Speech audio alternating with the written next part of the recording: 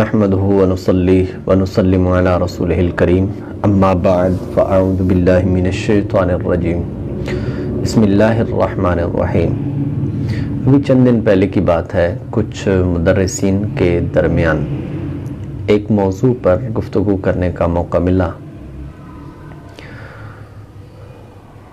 وہ موضوع یہ تھا کہ علم منطق کا اجرا کیسے کیا جائے۔ اس میں جب وہ گفتگو ہوئی اور جب یہ لیکچر دیا گیا تو اس دوران عین موقع پر میرے ذہن میں آیا کہ اس کی ریکارڈنگ کی جائے۔ تو معلومات کی گئی تو اس وقت ریکارڈنگ کا کوئی سلسلہ صحیح طور پر پراپر طور پر وہ نہیں بن پایا۔ ریکارڈنگ کی گئی لیکن اس میں شور زیادہ تھا، اور اس کا سبب یہ تھا کہ ہمارے پاس مائک نہیں تھا اس وقت سر دست، تو اس لیے اور پھر میں نے اس کا ایک اور بھی تھوڑا ایک طریقہ اختیار کیا کہ میں نے کہا چلو ایسا کرتے ہیں کہ آڈیو کے اندر میں اس کو الگ طور پر اپنے موبائل سے ریکارڈ کر لیتا ہوں۔ تو میں نے اپنی آڈیو آن کر لیا اور اپنے جیب کے اندر ڈال لی کہ بھئی چلو اگر شور ادھر آ رہا ہے تو ادھر اس سے بہتر ہوگی۔ تو اس میں یہ ہوگا کہ وہ جو ویڈیو ہے اس کے ساتھ ہم مکس کر لیں گے، اس کو بعد کے اندر ایڈٹ کر کے آڈیو یہ لگا لیں گے، ویڈیو وہ چلے گی۔ ایسا ہو جاتا ہے، مرج ہو جاتا ہے۔ لیکن اس میں بھی پھر پرابلم تھی۔ میں نے جب بعد میں چیک کیا تو وہ اس کی بھی بہت زیادہ آواز تھی، شور بہت تھا۔ تو پھر میں نے مناسب سمجھا کہ وہ جو چیزیں تھیں اب بیائی نہیں، وہی تو نہیں ہو پائیں گی، لیکن چونکہ میں نے ایک پیپر ورک کیا ہوا تھا اور ایک صفحے کے اوپر باقاعدہ طور پر وہ ساری باتیں لکھی ہوئی تھیں، تو اس وجہ سے اب ان چیزوں کو وہ سامنے رکھ کر تو وہ چیزیں میں آپ کے سامنے شیئر کرنا چاہتا ہوں۔ سب سے پہلی بات یہ ہے کہ علم منطق کیا ہے۔ عام طور پر علم منطق کی جو اصطلاحی تعریف کی جاتی ہے وہ یہ ہے، وَهِيَ آلَةٌ قانونیۃ تعصم مراعاتها الذہن عن الخطأ فی الفکر۔ یعنی یہ ایک ایسا آلہ قانونیہ ہے کہ جو ذہن کو خطا فی الفکر سے، جس کی رعایت کرنا ذہن کو خطا فی الفکر سے بچا لے۔ اپنی جگہ بہترین تعریف، خوبصورت اچھی تعریف، اور یہی تعریف ہے۔ لیکن میں عوامی انداز سے بات کرنا چاہتا ہوں، اس انداز کے ساتھ کہ جو ہمارے ہاں ایک مدارس دینیہ کے اندر خشکی کی کیفیت دن بدن بڑھتی جا رہی ہے، میں چاہتا ہوں کہ اس کو ختم کیا جائے۔ تو میں ایک لفظ کے اندر، ایک جملے کے اندر اس کی تعریف بیان کرنا چاہتا ہوں، اور اس کو آپ اس کو رسم کہہ سکتے ہیں۔ رسم ایک ہوتی ہے حد اور ایک ہوتی ہے رسم، اس کو آپ رسم مان لیں۔ وہ یہ ہے کہ اس علم کا ایک دوسرا نام بھی ہے جس کو ہم کہتے ہیں علم الاستدلال۔ علم الاستدلال، تو لہٰذا ایسا علم کہ جس کے اندر کیا کیا جائے، استدلال کیا جائے۔ اگر آپ کہیں کہ جناب میں کیسے پہچانوں گا کہ علم منطق کہاں استعمال ہوا ہے، تو اس کے لیے میں آپ کو ایک مشورہ دیتا ہوں کہ آپ ایسا کریں کہ کوئی شخص ایسا ہے جو تقریر کر رہا ہے، یا کوئی شخص آپ سے بات چیت کر رہا ہے، یا آپس میں دو افراد گفتگو کر رہے ہیں، تو اس ساری گفتگو کو، یا آپ ایک کتاب پکڑ لیتے ہیں، اس کتاب کے اندر آپ چیک کریں کہ کون کون سے جملے ایسے ہیں کہ جن کے اندر استدلال کیا گیا ہے۔ جہاں جہاں پوری گفتگو کے اندر استدلال کیا گیا ہوگا وہ وہاں علم منطق استعمال ہوا ہے۔ میں چند ایک باتیں عرض کرتا ہوں۔ مثال کے طور پر ایک شخص آیا میرے پاس اور آ کر کہنے لگا کہ ایک اسٹوڈنٹ تھا، اور کہنے لگا کہ علم منطق جی ہم کیسے سمجھے، بہت مشکل ہے۔ میں نے کہا کیسے مشکل ہے؟ تو وہ کہنے لگا کہ سمجھ ہی نہیں پڑتی۔ عوامی گفتگو ہے نا۔ تو میں نے اس سے جو پوچھا کہ بھئی آپ کو یہ کیوں کیسے مشکل ہے؟ اس نے کہا جی مشکل ہے. کہا میں نے پوچھا کیسے مشکل ہے؟ وہ آگے سے کہنے لگا سمجھ ہی نہیں آتا. اگرچہ یہ قیاس کی کون سی صورتیں بنتی ہیں، کس طرح کی ہے، قیاس فاسدہ ہے، قیاس سے صحیح ہے، یہ الگ بحث ہے، لیکن ہم نے یہ پہچاننا ہے کہ یہاں علم منطق ہے یا نہیں ہے. اس سوال پر اس نے جو جواب دیا تو اس کے اندر اگر آپ تھوڑا سا بھی غور کریں گے تو اس میں استدلال موجود ہے.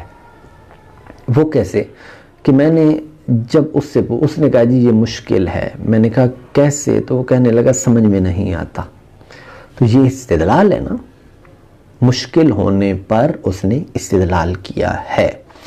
تو یہ استدلال ہے، اور جو استدلال ہے تو وہ منطق ہے، یہاں منطق استعمال ہوا ہے. میں اور بھی چند ایک مثالیں دینا چاہتا ہوں ادھر ادھر کی، تاکہ بات آپ کو آسانی کے ساتھ سمجھ آ جائے. میں نے اپنے بچے کو بھیجا اور جا کر میں نے کہا کہ باہر دیکھ کے بارش ہے کہ نہیں.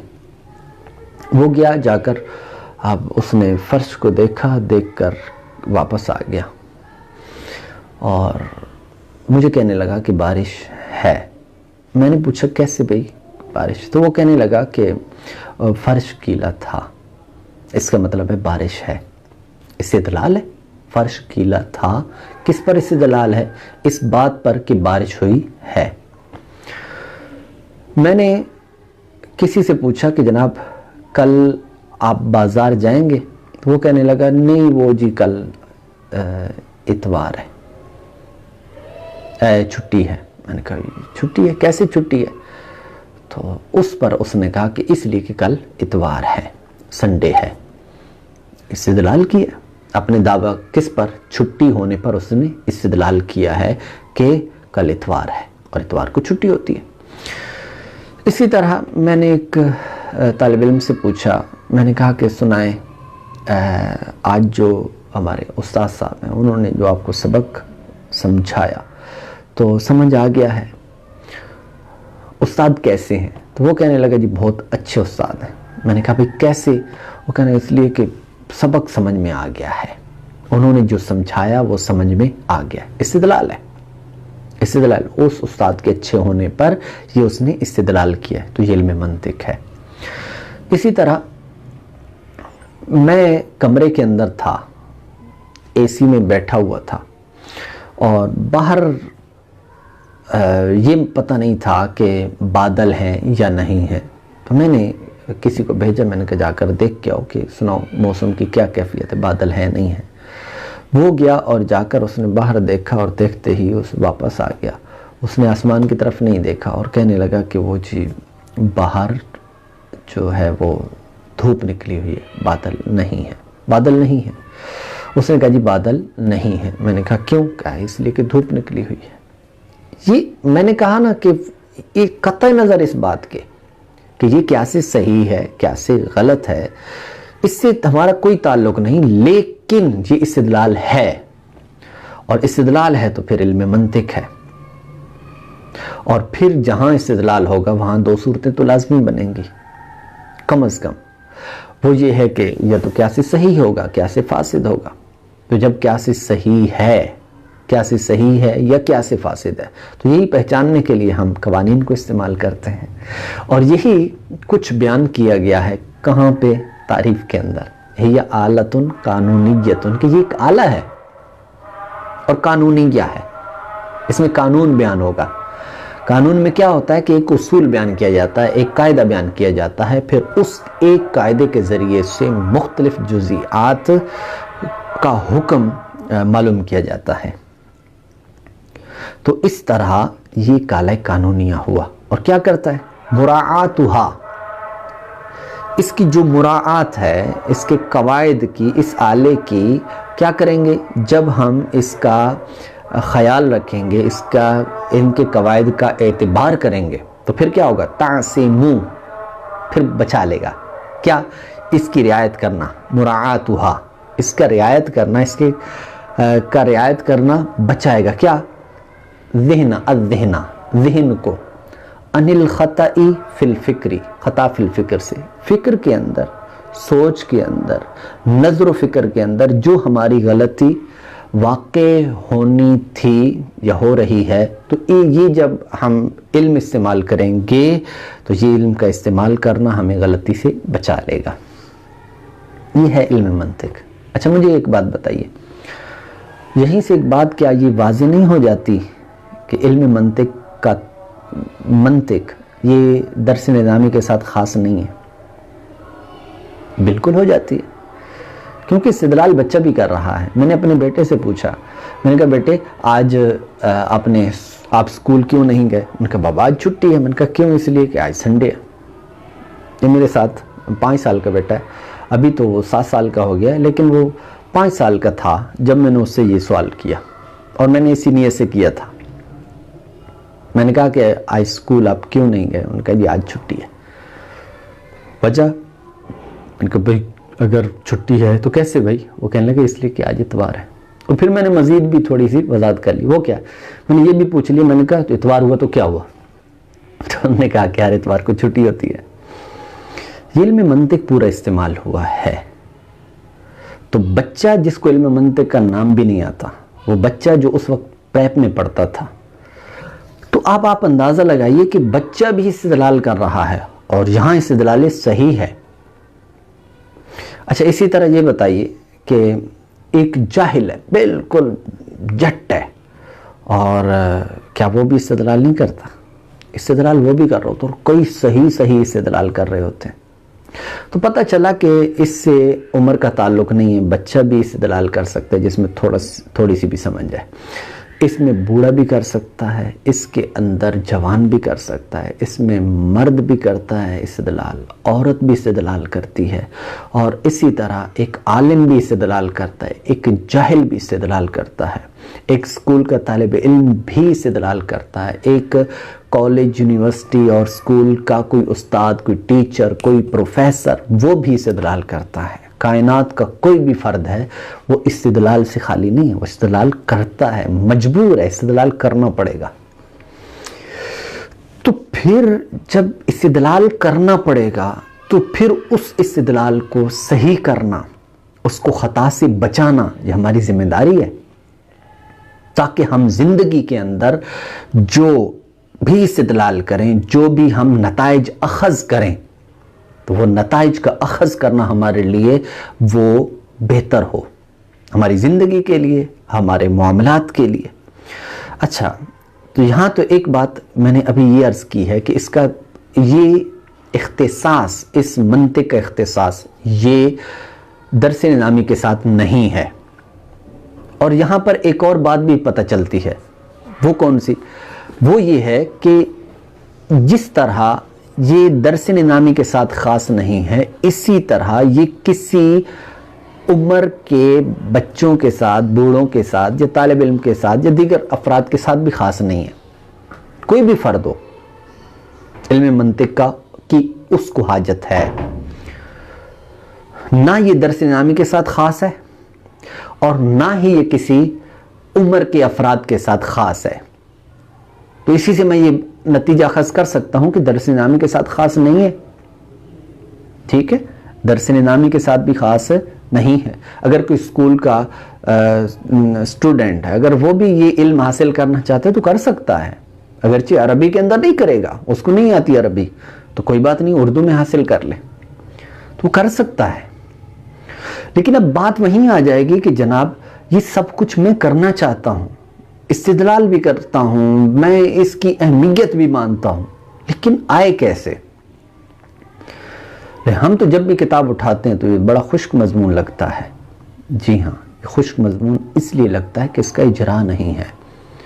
مجھے ایک بات بتائیے، میں درس نظامی سے وابستہ طلبہ اور اساتذہ کے لیے یہ بات عرض کر رہا ہوں کہ جب ہم صرف کے قواعد پڑھتے ہیں یا پڑھاتے ہیں، اسی طرح علم نحو کے قواعد پڑھتے یا پڑھاتے ہیں، اور اگر ہم اسکول کالجز کی بات کریں تو ہم بنیادی طور پر جو انگلش کی بکس ہوتی ہیں، انگلش کے گرامر کی بکس ہوتی ہیں، تو کیا اس کے اندر جو ہم قواعد پڑھاتے ہیں، قواعد پڑھانے کے بعد پھر جب ہم آگے بڑھتے ہیں اور ہم پوری ایک ہمارے سامنے پوری ایک عبارت آ جاتی ہے، ایک مضمون آ جاتا ہے، تو اس مضمون کے اندر ہم صرف کا اجرا، سیغے کا اجرا نہیں کرواتے.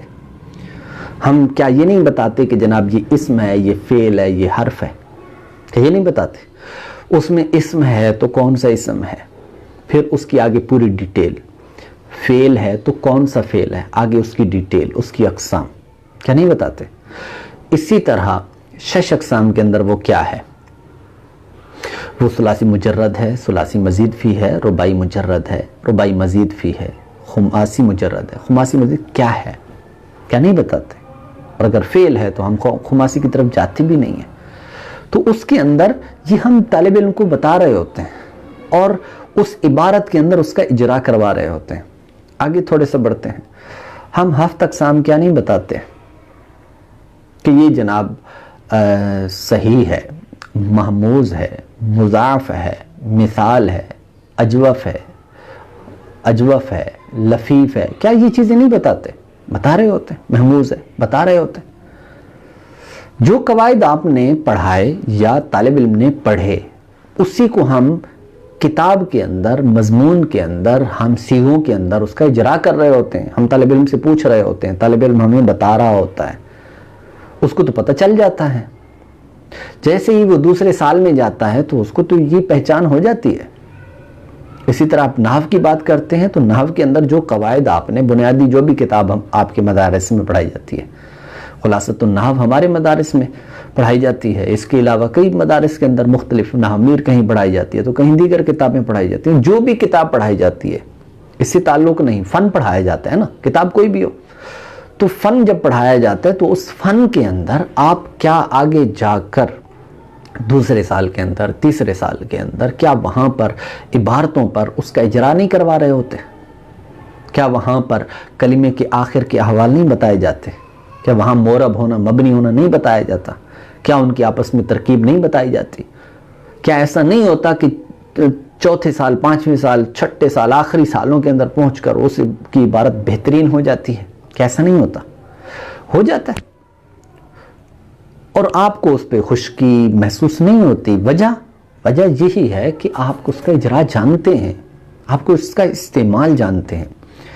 جب اس کو کہتے ہیں کہ جب ہم لوکل کو گلوبل کرتے ہیں پھر دلچسپی پیدا ہو جاتی ہے، پھر ذہن چیز کو قبول کرتا ہے. یہ کہ انسانی ذہن کی نفسیات ہے اور خصوصیات میں سے ہے کہ جو ذہن ہے وہ چھوٹی چیز کو اتنا دلچسپی سے نہیں لیتا جتنی بڑی چیز کو لیتا ہے. ایک شخص آپ کے پاس آیا اور آ کر کہنے لگا، آپ کی طبیعت کی میں بات کر، آپ کے پاس آیا اور آ کر کہنے لگا کہ جناب آپ یہاں پہ جائیں گے تو آپ کو دہاڑی، آپ مزدور ہیں، آپ کو یہاں پر دہاڑی ہم 2000 روپے دیں گے، لیکن ایک ہی دن کے لیے آپ نے جانا ہوگا. اور دوسری طرف ایک شخص آیا اور آ کر کہتے جی آج ہی آنا پڑے گا اور آج آپ کی جاب لگ جائے گی اور آپ کو باقاعدہ طور پر 25 سال کے لیے، 30 سال کے لیے ہم آپ کو اپنی کمپنی کے اندر جگہ دیں گے اور آپ کو اتنی تنخواہ دیں گے. مجھے بتائیے آپ کہاں جائیں گے؟ آپ ادھر نہیں جائیں گے، آپ اتر جائیں گے. انسانی ذہن ہے، یہ استدلال کرتا ہے اور یہ خود یہ کہتا ہے کہ مجھے زیادہ چاہیے. بالکل اسی طرح ایک ہے جزئی اور ایک ہے کلی کی طرف جو ہم جاتے ہیں تو یہ ایک بہت اہم چیز ہوتی ہے اور جس کی بنیاد پر ہمارے ہاں یہ سب کچھ یہ کمزوری ہیں ہمارے ہاں. تو اس لیے ہم اب ایک انسانی ذہن کی خصوصیات ہے کہ یہ زیادہ چیز لیتا ہے. یہ لوکل کو گلوبل جو شخص کرتا ہے نا، تو وہ شخص اس کا ذہن بہت وسیع ہوتا ہے. اور جس طرح صرف اور نحو کو ہم ایسا کرتے ہیں تو علم منطق کو بھی ایسا جو شخص کرتا ہے تو وہ پھر خشکی نہیں رہتی، پھر دلچسپی آ جاتی ہے، ذہن خود قبول کرتا ہے، پھر وہ ہوتا ہے اور وہ فن ہوتا ہے. جن طلباء کی دلچسپی جس فن میں نہیں ہوتی تو وہ اس کو بور محسوس کرتے ہیں کہ یار اس میں بوریت ہے. تو اس لیے سب سے پہلے ہم نے یہ کرنا ہوگا کہ اس کو سمجھنا ہوگا کہ پورے ہماری جو گفتگو جہاں کہیں پر بھی ہو رہی ہے وہاں پر علم منطق کہاں استعمال ہو رہا ہے، اور جہاں جہاں استعمال ہو وہاں پر بنیادی طور پر آپ نے 2 چیزیں دیکھنی ہیں بس. میں زیادہ چیزیں آپ کو نہیں بتا رہا، صرف 2 چیزیں. آپ کی دلچسپی کے لیے یہ بات عرض کر رہا ہوں. آپ نے اگر دلچسپی لینی ہے اس فن کے اندر تو پھر 2 چیزیں آپ نے وہاں پر دیکھنی ہیں. کون کون سی؟ نمبر 1، علم منطق میں 2 طرح کے قیاس استعمال ہوتے ہیں، صرف 2 طرح کے بنیادی طور پر. اب وہ جو 2 طرح کے ہیں ان کو ہم نے جانچنا ہے کہ اس پوری گفتگو کے اندر جہاں استدلال ہوا ہے ان میں سے کون سا ہے. نمبر 1 کو ہم کہتے ہیں اقترانی اور 1 کو ہم کہتے ہیں استثنائی. ان دونوں میں سے کون سا ہے؟ جہاں پر بھی اس طرح کی ہوگی کوئی بھی استدلال ہوگا یہ 2 حال سے خالی نہیں ہوگا، 2 ہی ہوں گی. اب یہ آپ پر ڈیپینڈ کرتا ہے کہ آپ اس کو کس طرح لیتے ہیں. اب یہاں پر سوال ہوگا کہ جناب میں پہچانوں تو کیسے پہچانوں گا، مجھے تو بنیادی نہیں آتی.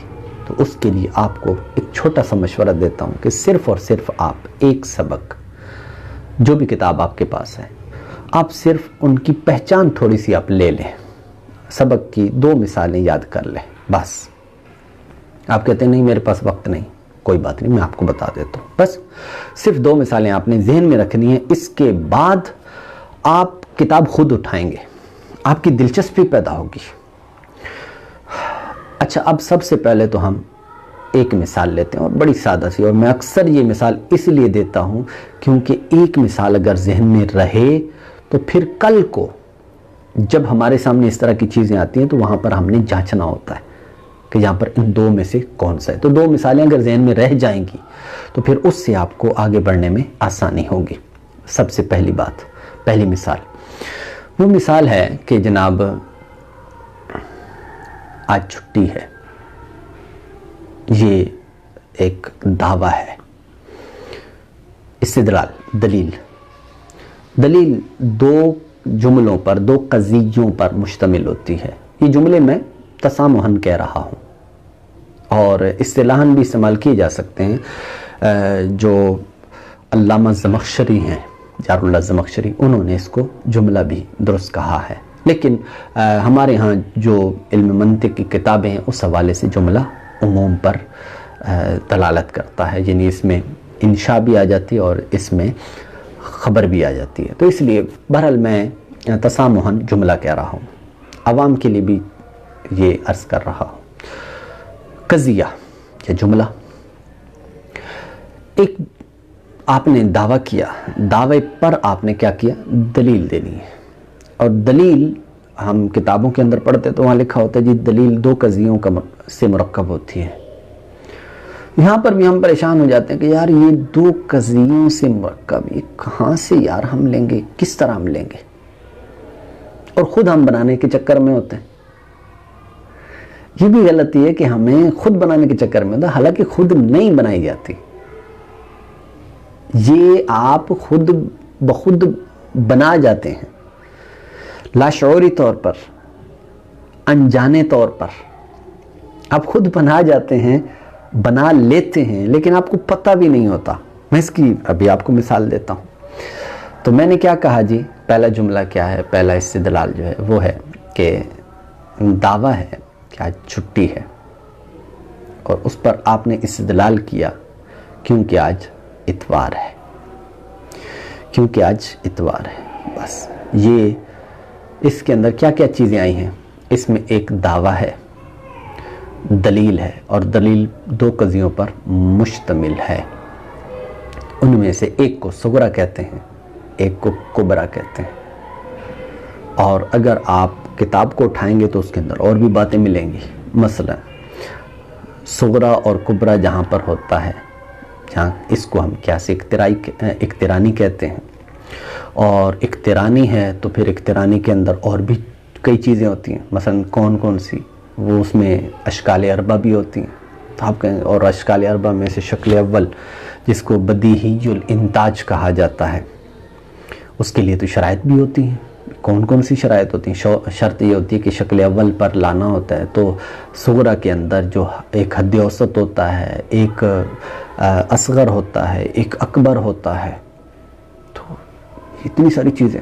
اچھا پھر آپ نے جناب حد اوسط کو بھی خاص جگہ پہ رکھنا ہوگا. کہاں پر؟ صغرا کے اندر اس کو معمول رکھنا ہوگا، کبرا کے اندر اس کو موضوع رکھنا ہوگا، تب شکل اول بنے گی. تو میں اتنے سارے یہ جناب بیٹھوں گا تو یہ بنانے پہ آؤں گا تو مشکل ہو جائے گی. کوئی مشکل نہیں ہے. ابھی جو آپ نے استدلال کیا ہے، استدلال صحیح بھی ہے. اس کے اندر ہوا کیا ہے؟ اس میں جتنی بھی شرائط تھی، جو کچھ بھی تھا نا، یہ سب کچھ آپ بیان کر چکے ہیں. دعویٰ بھی بیان کر چکے کہ آج چھٹی ہے، دلیل بھی دے چکے کہ آج اس لیے کہ آج سنڈے ہے، اتوار ہے. ٹھیک ہے، یہ صغرا بیان کر چکے. آپ کہیں گے کبرا کہاں ہے؟ کبرا آپ اکثر طور پہ بولتے نہیں ہیں. وہ کبرا کہ جب اس کبرے کے اندر، جب وہ کبرا مسلم ہو اور معہود فی المخاطب ہو، فی ذہن المخاطب ہو، تو اس وقت کسی قسم کے آپ کوئی ٹینشن نہیں لیتے اور خود بخود آپ اس کو حذف کر دیتے ہیں.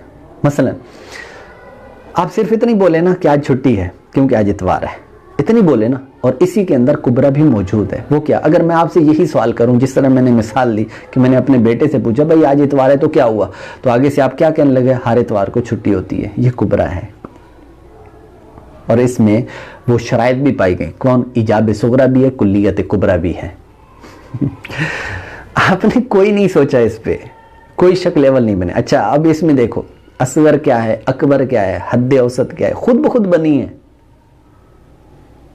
آج اس میں ہے اصغر، چھٹی ہے اس میں ہے اکبر، حد اوسط اس میں ہے اتوار. اتوار صغرا کے اندر معمول واقع ہو رہا ہے، کبرا کے اندر موضوع واقع ہو رہا ہے. پورا ایک قضیہ بنا ہے، ایک قیاس بنا ہے. قیاس کے اندر دعویٰ بھی ہے اور پھر دلیل بھی، دو قضیوں پر مشتمل موجود ہے.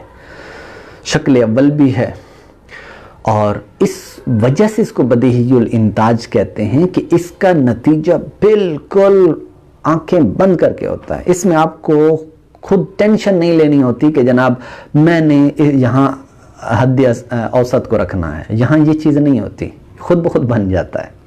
میں چند ایک اور مثالیں دیتا ہوں. یہ ایک کو آپ نے مثال کو ذہن میں رکھنا ہے. آج چھٹی ہے اور کیونکہ آج اتوار ہے اور ہر اتوار کو چھٹی ہوتی ہے، یہ آپ نے ذہن میں رکھنا ہے. اب آپ آئیے ایک اور مثال میں یہاں پر آپ کو پھر عرض کر رہا ہوں کہ یہ قیاس ہے. اب اس کے اندر قواعد استعمال کر کے ہم نے غلط صحیح کو الگ کرنا ہے. ابھی فی الوقت میں صرف اور صرف آپ کو استدلال کی بات بتا رہا ہوں.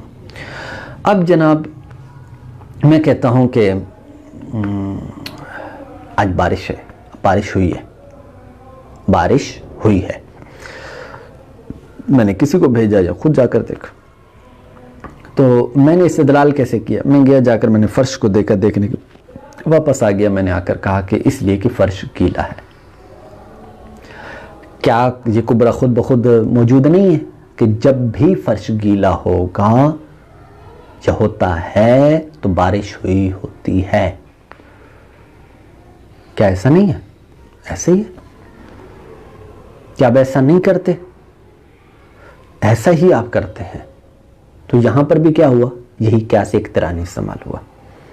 اسی طرح اب میں آپ کو کرتا ہوں کہ ایک شخص ہے، وہ آیا اور آ کر میں نے اس کو بھیجا کہ جاؤ جا کر ایک بالٹی پینٹ کی لے کر آؤ. پینٹ کی ہوتے ہیں نا، دیوار پہ پینٹ کرتے ہیں، دروازوں پہ پینٹ کرتے ہیں.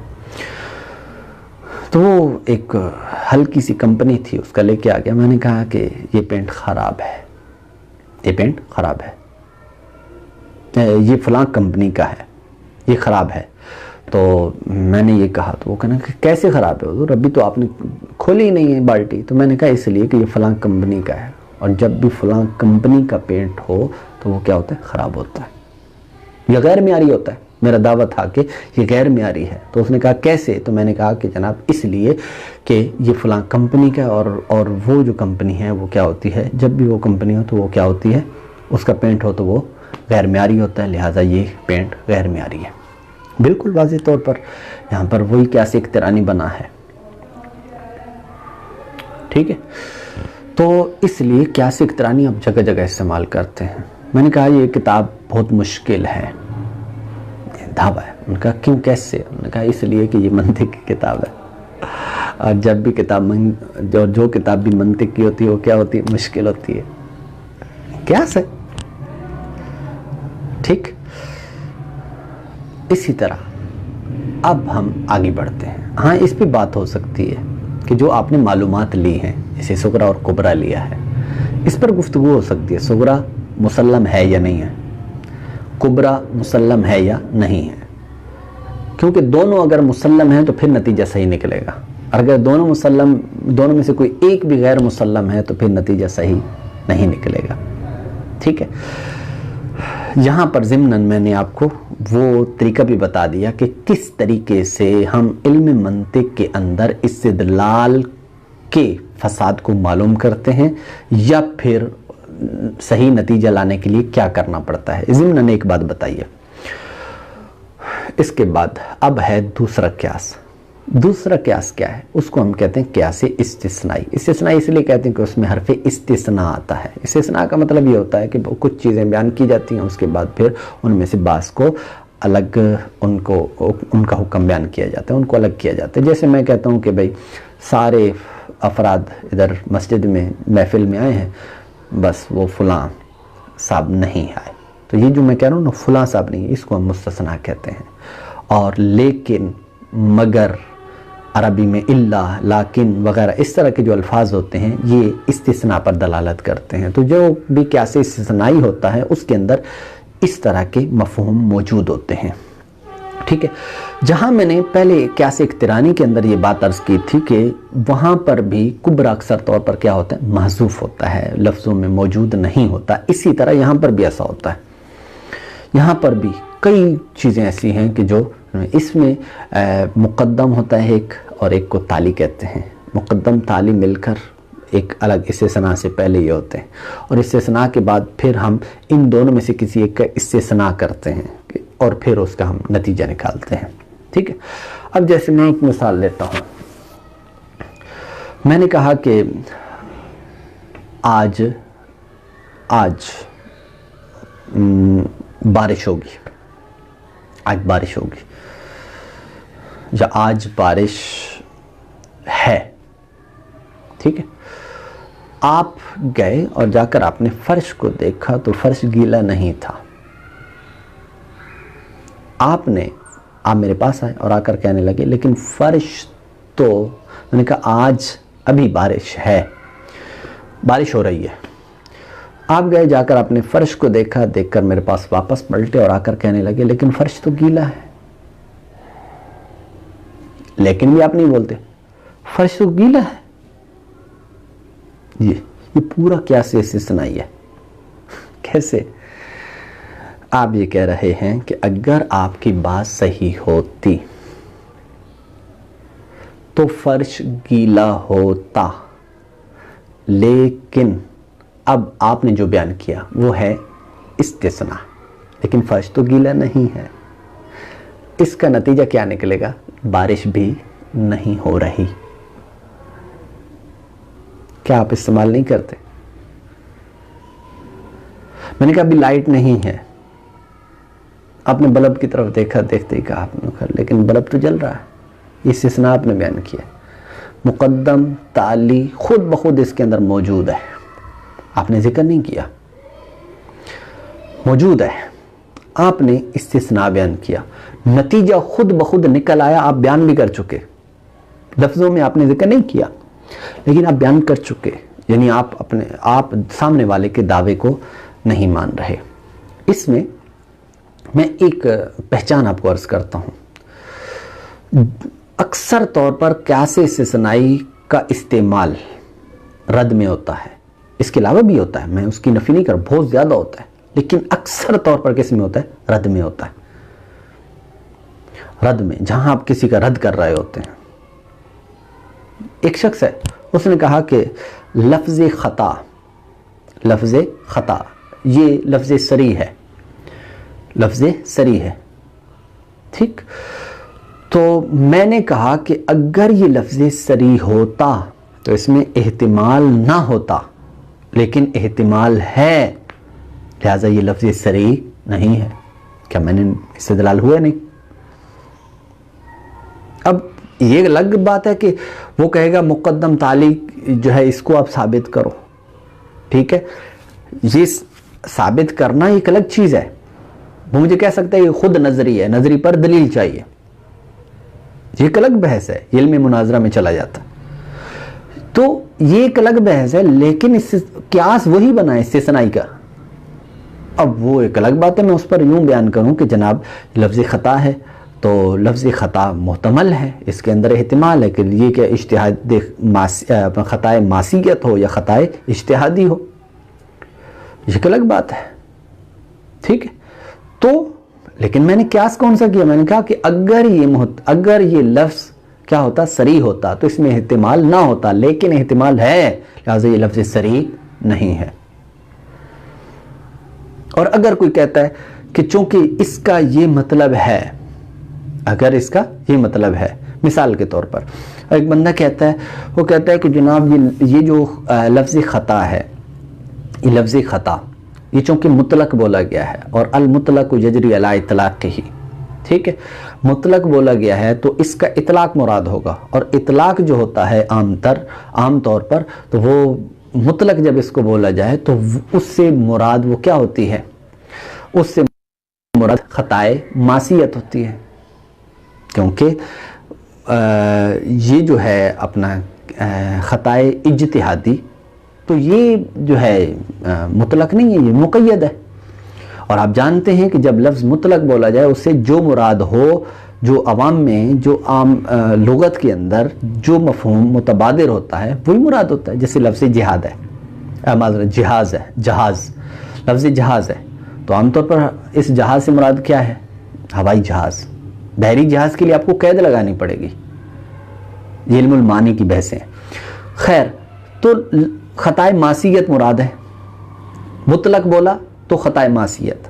لیکن وہ ایک الگ بات ہے کہ جب یہ ہے تو پھر ہم آگے کی بات کریں گے. وہ کیا؟ اب میں استدلال کر رہا ہوں. وہ کیا ہے؟ وہ یہ ہے کہ اگر لیکن یہاں پر میرا دعویٰ یہ ہے کہ یہاں پر یہ مطلق نہیں, مقید معنی مراد ہے. اور مقید کے لیے کیا چاہیے ہوتی ہے؟ دلیل. اور وہ کون سا ہے؟ خطائے اجتہادی. یہ مقید ہے اور یہ مجاز ہے.